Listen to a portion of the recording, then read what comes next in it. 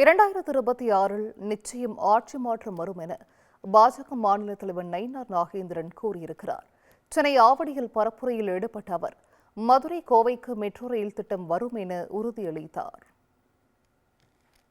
நரேந்திர மோடி அவருடைய படம் இந்த மாவட்டத்தில் மட்டும் 125 கோடி ரூபாய்க்கு ரயில் திட்டங்கள், ரயில்வே மேம்பாடுக்காக 125 கோடி ரூபாய் கொடுத்தது. இன்றைக்கு சென்னையிலிருந்து மட்டும் கோயம்புத்தூர், சென்னையிலிருந்து திருநெல்வேலி, சென்னையிலிருந்து கன்னியாகுமரி மட்டும் 10 வந்தே பாரத் ரயில்கள் இன்றைக்கு விடப்பட்டிருக்கிறது. யாருடைய ஆட்சியில்?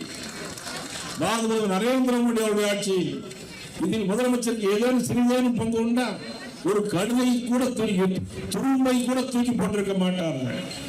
ஆனால் மெட்ரோ ரயில் திட்டம் வஞ்சித்தது அப்படின்னு சொல்றார். ஆனால் ஒரு மெட்ரோ ரயில் போட வேண்டும் என்று சொன்னால் அதற்கான டிபிஆர் ரிப்போர்ட்டை கொடுக்க வேண்டும், டீடைல்டு ப்ராஜெக்ட் ரிப்போர்ட் கொடுக்க வேண்டும்.